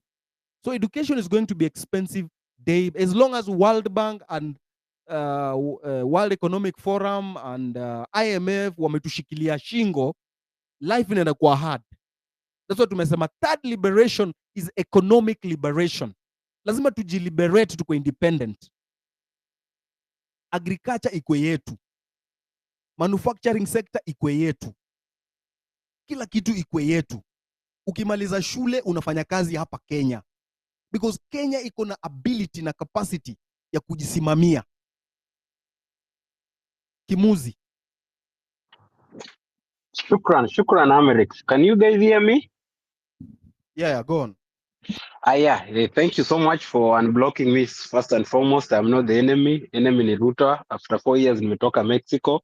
And funny enough, hata Nyakundi alikuwa ameniblock, and I'm not the enemy. The enemy is this Ruto. So I want just to talk about youth unemployment, because I'm really passionate about youth unemployment. And just to echo on what you have just been saying right now is quality education. Like, quality education is a requirement even by the UN. Unajua, the SDGs, people should be knowing about the SDGs. Kuna SDGs 17, and quality education, gender, clean water and sanitation, all these iko huko, infrastructure, energy, it's there. People should be learning about sustainability. For a nation to become sustainable, we should be having these bare minimum things. But Ruto's government is frustrating people. Another thing I want to talk about is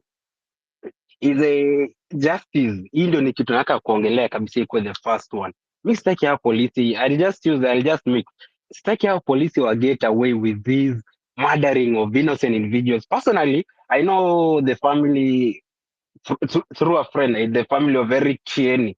And it was so painful, their story. Ukisikia their story, actually they were requesting to have a space of the victims just to rant to talk about how it's affecting them, because it's from their own perspective.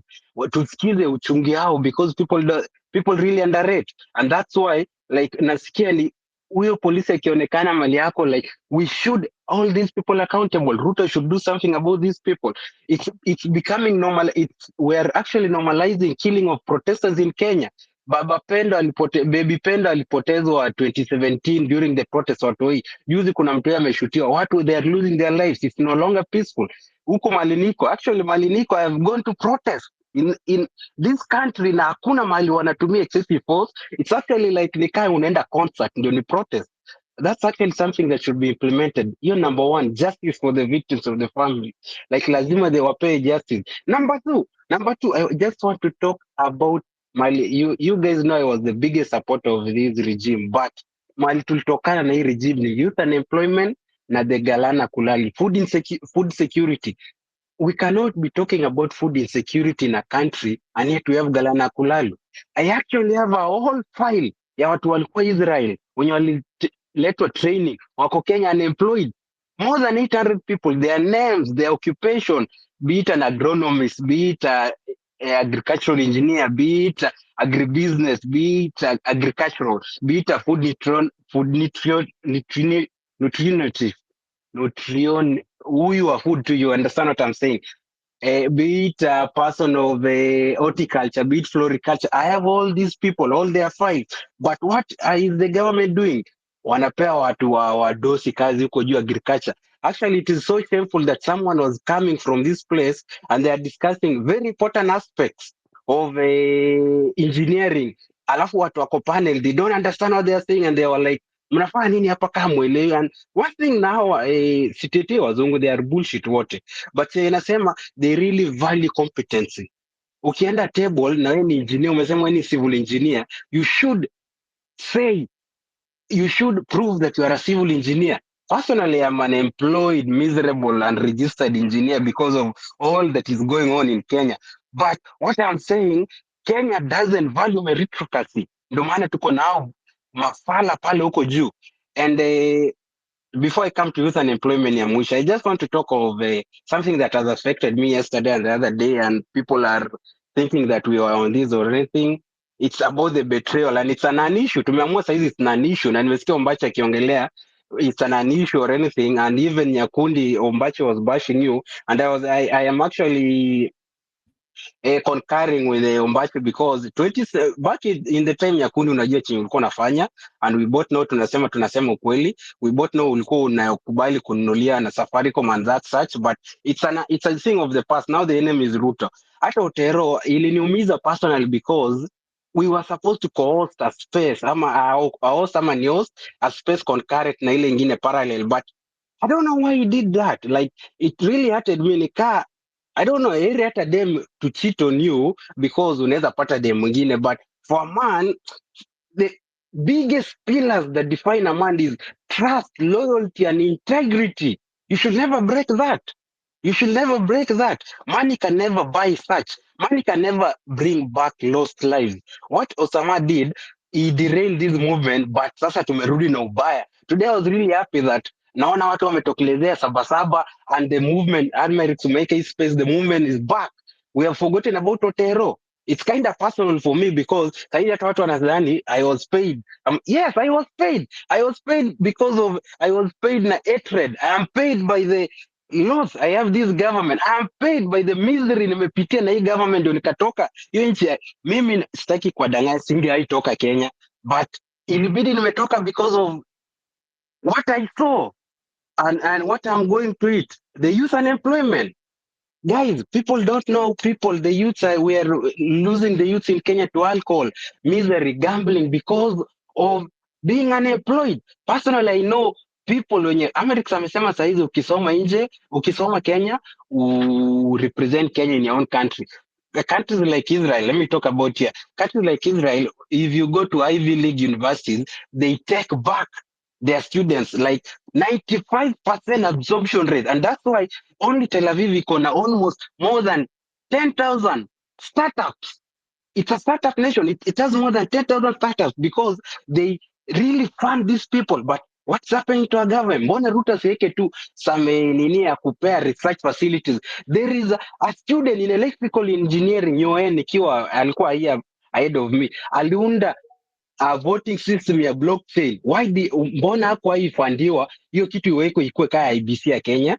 Why? Because we don't value our education system. We value watu waheshimiwa wako wamejaa, sijui KPLC wamejaa, Kengen wamejaa wapi. Me personally, I used to live in Roysambu, Red Plate. People know me from that. Hata Mora mwenye ameongea sasa hivi, I know her personally, she knows me. Tuliishi Ngara tukiteseka. Youth unemployment ni mbaya sana. Unapata watu wakiwa kegdens, not because they are in kegdens, wanakunya because of they cannot stomach what's going on in their lives. They have done, it's really miserable to work hard all, just to America, 2 minutes more. It's all, ni kitu mbaya sana to work, to struggle all your life and not to get the fruits. ni mbaya sana kupanda, tuseme saizi umepanda kitu kaa pilipili because I'm a farmer.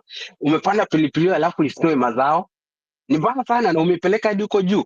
So sisi hatuna mazao, mbona ujae engineer ujaze graduates into the field na hana mazao? So what I'm trying to talk about, Yes. the government should create an environment yenye umesema. Yes. The government should not provide the jobs. The government should provide an environment, the security, the finances to these people so that nataka watu wa feel the pain because I've been talking about employment kaya daktari. I used to say back in 2020 there are doctors that are unemployed. Yes. But Yeah. people couldn't believe. But now watu wanaona kuna doctors wenye wako unemployed. So Yes. this is a very big issue. I need us to move on forward, forget about traitors, tuendelee na hii kitu. You should be activism. The last thing I want to say, activism should never and ever be paid. It's priceless. Yes. You should lose your life because of activism. Okay. Pambana hadi mwisho hata ukishikia kisu. Thank you. Asante sana. So we only have 7 minutes, and I'm going to give Can Diana I speak, Ocheng. Eric? Diana Ocheng. Hi, I'm here. Yes, I'm giving you 2 minutes. Okay, Yes. thank you so much for the opportunity. Just psych up the movement. Psych up the movement. Asante. Yes. I'm Diana Wakili, and I'm just here to reiterate what Willis and my fellow council said. All right. What we're experiencing over here, guys, as much as it was the finance bill, true, the finance bill is going to pass come 14th of July.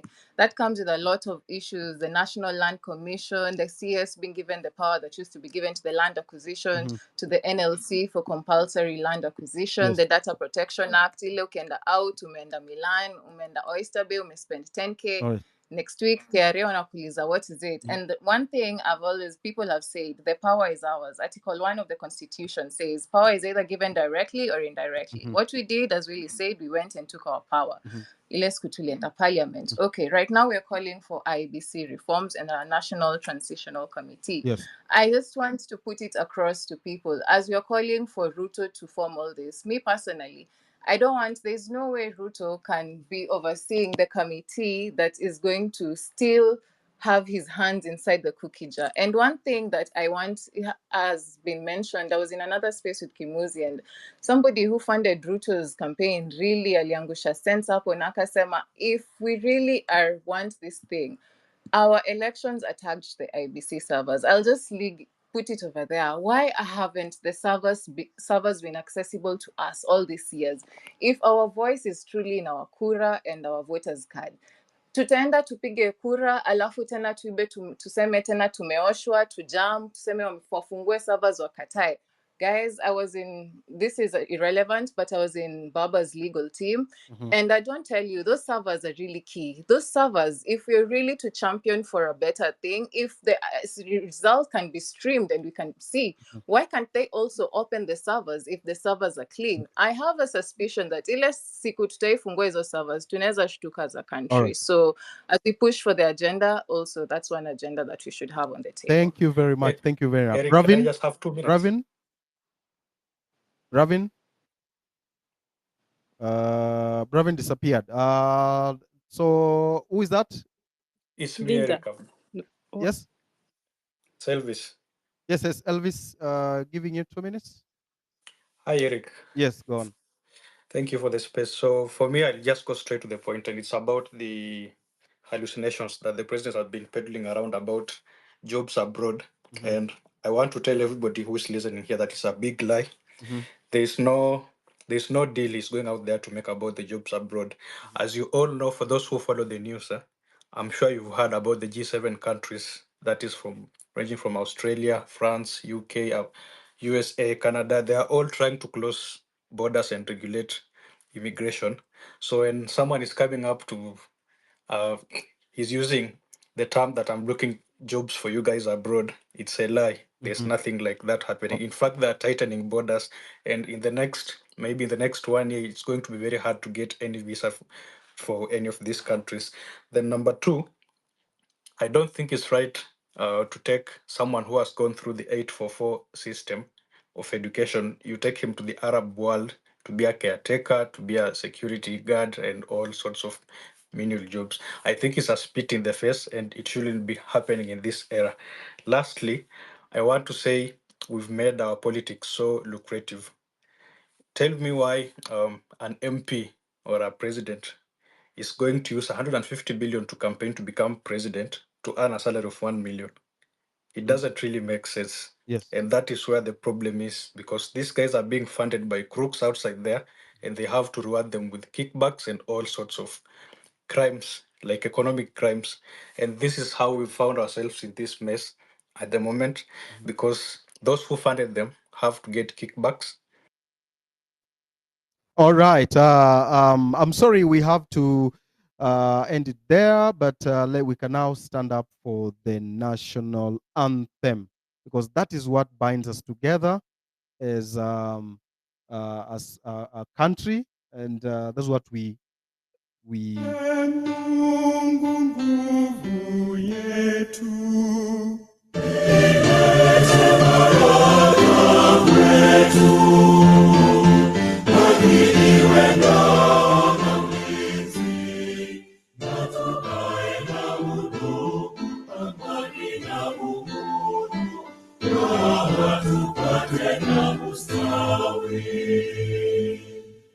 Amkeni ndugu zetu, tufanye sote bidii, nasi tujitoe kwa nguvu. Nchi yetu ya Kenya tunayoipenda, tuwe tayari kuilinda. Na tujenge taifa letu. Ndio wajibu wetu. Kenya istahili heshima.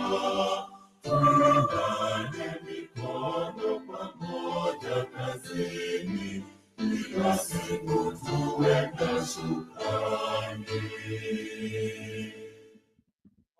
I want to wish you well. I want to wish you success in the week that comes. I want you to go out there and fight for what we stand for as a country. Thank you very much for joining. And we are going to have a citizen assembly again next time. And this time we're going to talk about the public debt. I'm going to look for Jimmy Wanjigi to be part of the conversation. Have a wonderful night and a great week ahead. Bye-bye.